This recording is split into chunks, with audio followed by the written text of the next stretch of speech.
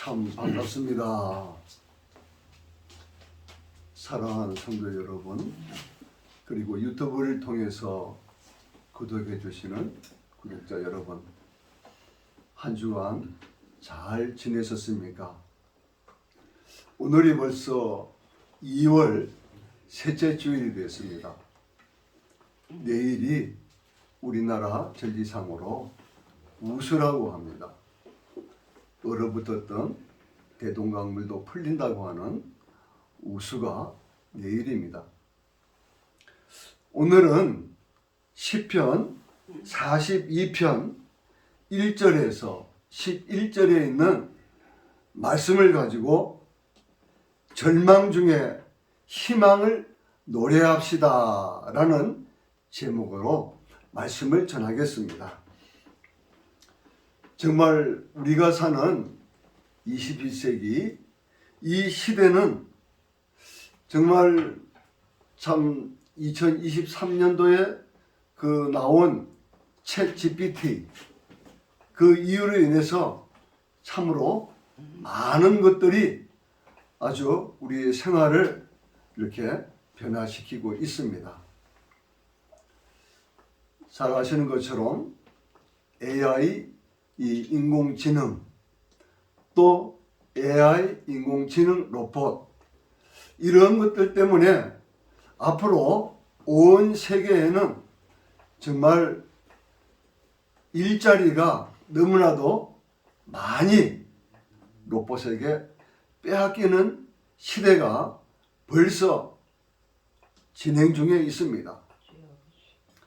아시는 것처럼 우크라이나와 러시아의 이 전쟁이 벌써 만 2년이 지금 다 되어가고 있습니다.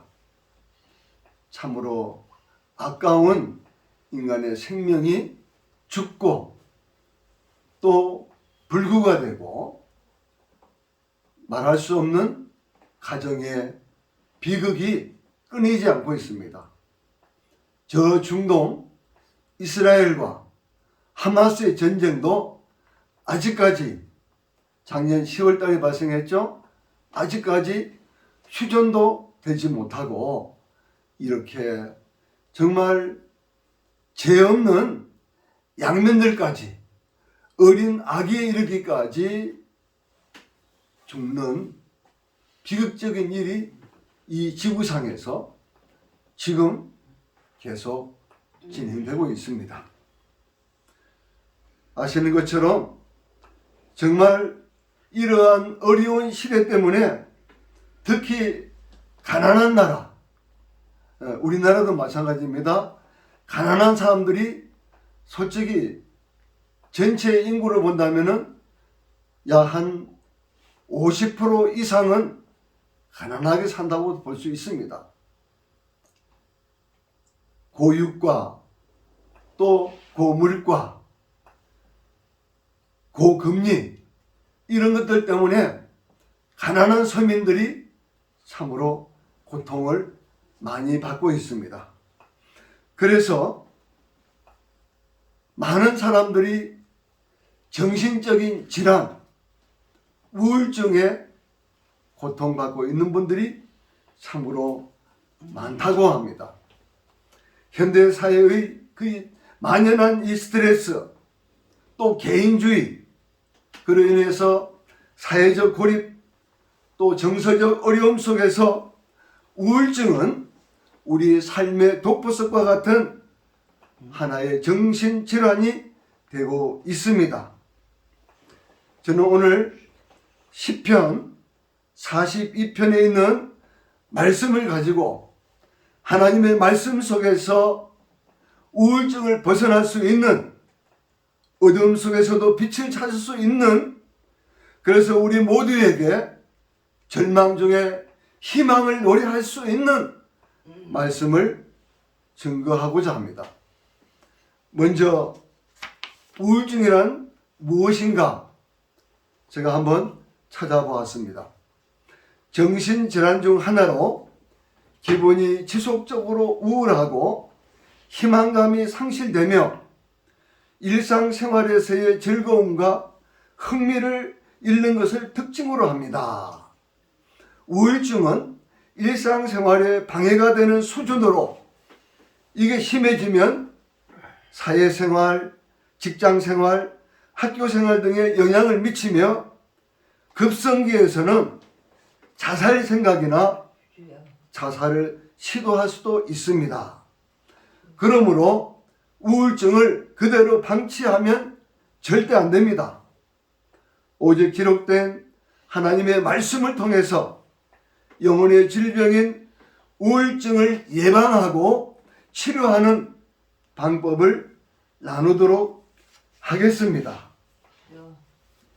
우울증은 단순히 슬픔이나 기분 저하를 넘어서 영혼의 깊은 곳에 상처와 어둠을 만드는 질병인 것입니다. 시편 42편 1절에서 제가 5절 말씀까지 먼저 한번 읽겠습니다. 하나님이여 사슴이 시냇물을 찾기에 갈급함 같이 내 영혼이 주를 찾기에 갈급하나이다. 내 영혼이 하나님 곧 살아계시는 하나님을 갈망하나니 내가 어느 때에 나아가서 하나님의 얼굴을 배울까. 사람들이 종일 내게 하는 말이 내 하나님이 어디 있느냐 하오니 내 눈물이 주야로 내 음식이 되었도다. 내가 전에 성의를 지키는 무리와 동행하여 기쁨과 감사의 소리를 내며 그들을 하나님의 집으로 인도하였더니 이제 이 일을 기억하고 내 마음이 상하는도다. 이렇게 기록되어 있습니다. 3절에 보니까 내 눈물이 주야로 내 음식이 되었도다. 이 본시는 기은이가 다윗이라고 추측하기도 합니다. 다윗은 일찍이 사무엘 선지자를 통해 이스라엘의 왕이 되는 기름 부음을 받았지만 그가 젊은 나이에 거인 블레셋의 골리앗과 싸움에서 물맷돌로 골리앗을 죽이고 일약 이스라엘의 영웅이 되고 초대왕 사울의 사위가 되었지만 사울왕의 마음속에 시기심과 악심이 들어가 다윗을 10년 넘게 죽이려고 하는 바람에 다윗은 그 긴 세월을 도망자 신세로 살았습니다.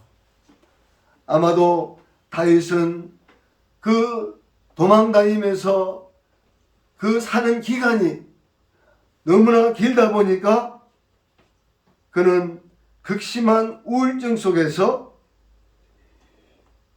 상당히 많은 고통을 당하였다고 볼 수가 있습니다. 시편 42편 1절에서 11절에 기록된 말씀을 통해서 우리가 알 수 있는 것은 사람은 견디기 힘든 고난을 만나고 그 고난이 길어질 때 누구나 심한 우울증에 걸릴 수 있다는 것을 보게 됩니다. 우리가 어떻게 하면은 이 정신질환인 우울증을 예방할 수 있을까요?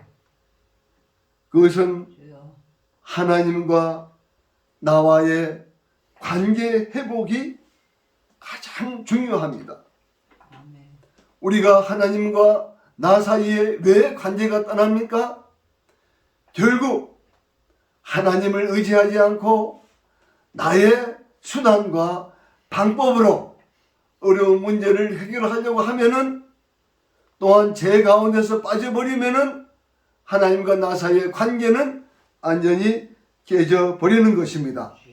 그래서 여기 말씀 속에 나와 있는 것처럼 우리가 우울증을 예방하기 위해서는 항상 하나님을 바라보아야 합니다. 또한 하나님께 소망을 두어야 합니다. 그렇게 하면은 하나님이 나타나셔서 도우심으로 우리는 이 우울증을 예방할 수 있습니다.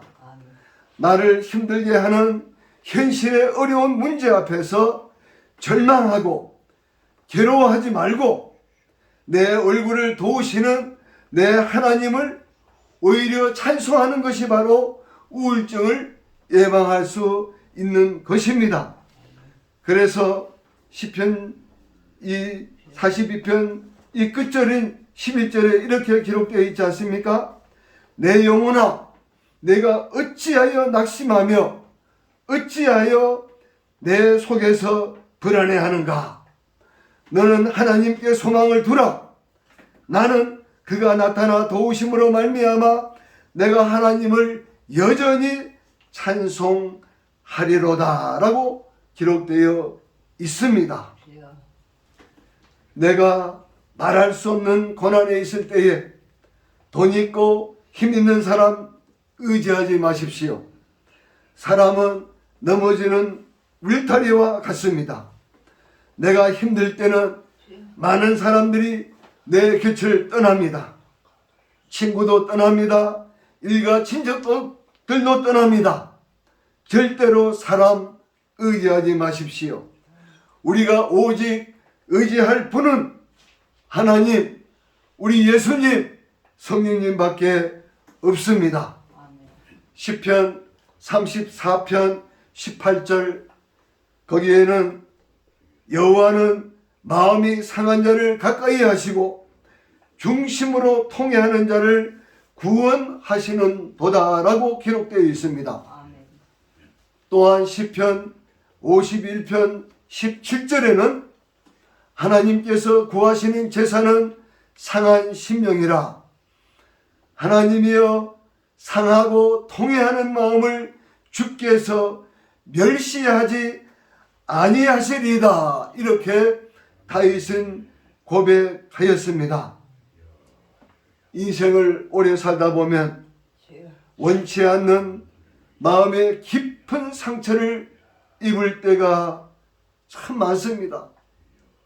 그것은 솔직히 사업의 실패나 또는 어떤 질병에 걸려서 또는 암병에 걸려서 치료 불가능하다는 그런 시한부 판결을 받았을 때도 우리의 심령이 상하기도 하지만은 사람으로 인해서 그것도 가장 가까운 내 남편, 내 아내, 내 자녀들 또는 나의 친구 이런 가장 가까운 사람을 통해서 우리의 심령이 갈갈이 찢겨지고 무너지고 상할 때가 많습니다.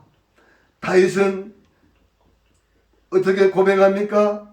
하나님이여 상하고 통회하는 마음을 주께서 멸시하지 아니하시리다. 그렇습니다.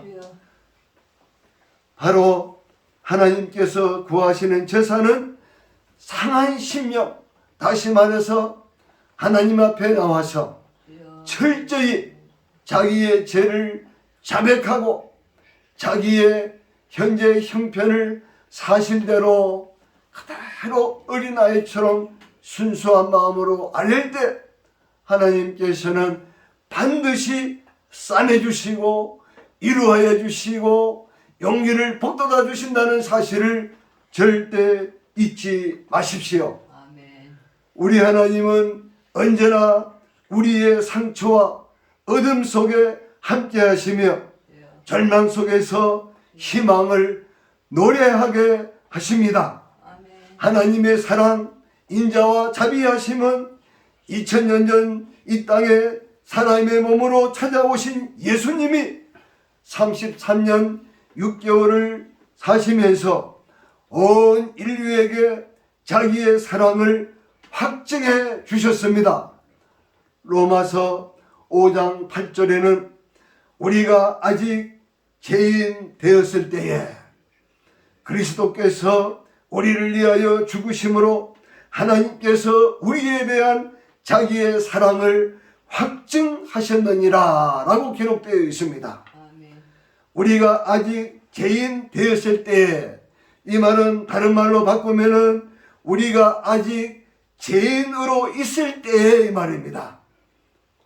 천지 만물을 말씀으로 창조하신 하나님이신 우리 예수님께서 우리를 죄에서 구원해 주시려고 우리의 모든 죄를 다 짊어지시고 십자가에 매달려 물과 피를 다 쏟으시고 죽으셨습니다.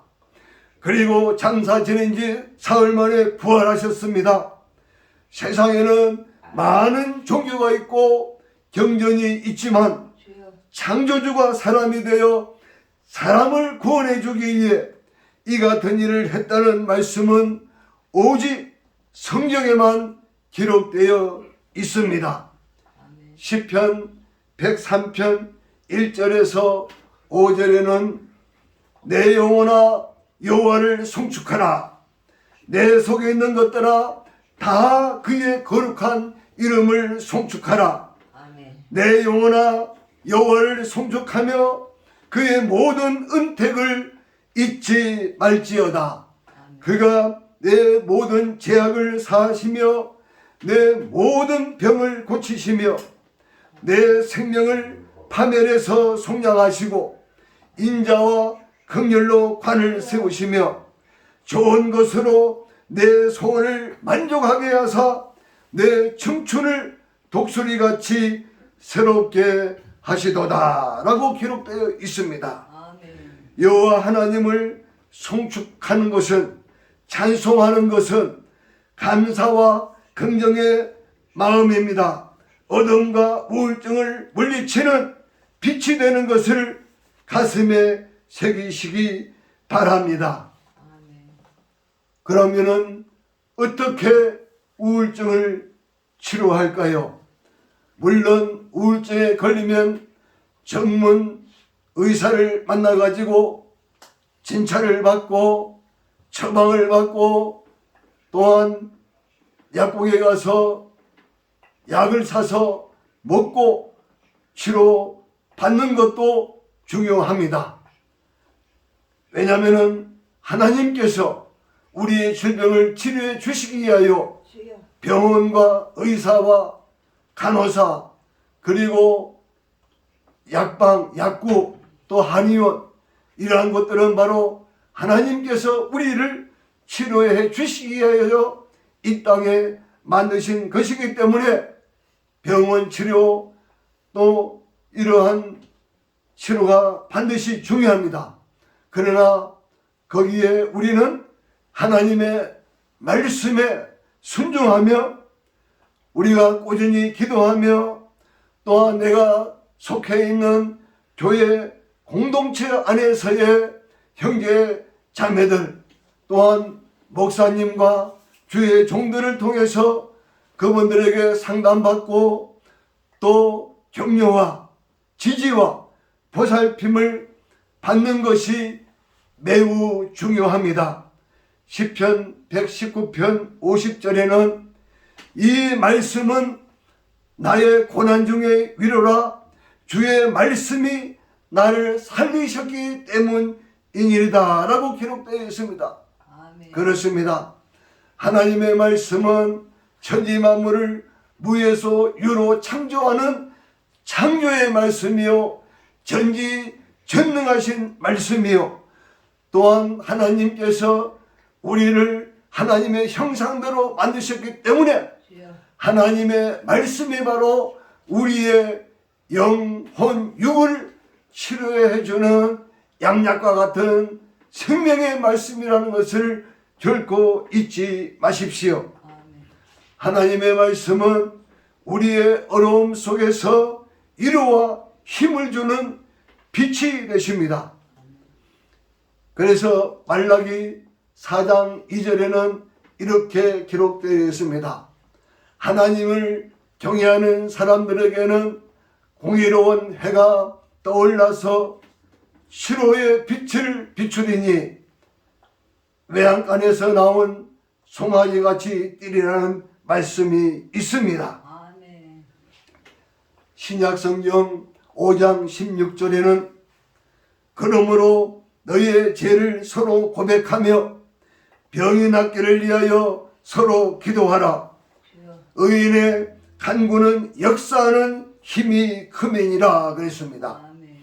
죄를 서로 고백하며 서로 위하여 기도하는 교회 공동체의 지지는 우울증뿐만 아니라 우리의 모든 질병과 마음의 상처를 치유하고 희망을 회복하는 데 놀라운 역사가 반드시 일어납니다. 아멘. 이제 결론의 말씀을 드리겠습니다. 우울증은 우리 삶의 어둠과 같은 것이지만 하나님의 말씀을 의지하면 그 어둠 속에서도 희망의 빛을 살 수 있도록 격려하고 힘주시고 인도해 주십니다. 그러므로 우리는 하나님의 말씀과 기도로 날마다 성령 충만하여 영혼의 건강을 유지하고 범사에 감사와 긍정의 마음으로 어두움을 이 우울증을 물리치며 절망 중에 희망을 노래하는 여러분들이 다 되시기를 우리 예수님의 이름으로 축원합니다. 감사합니다. 아멘.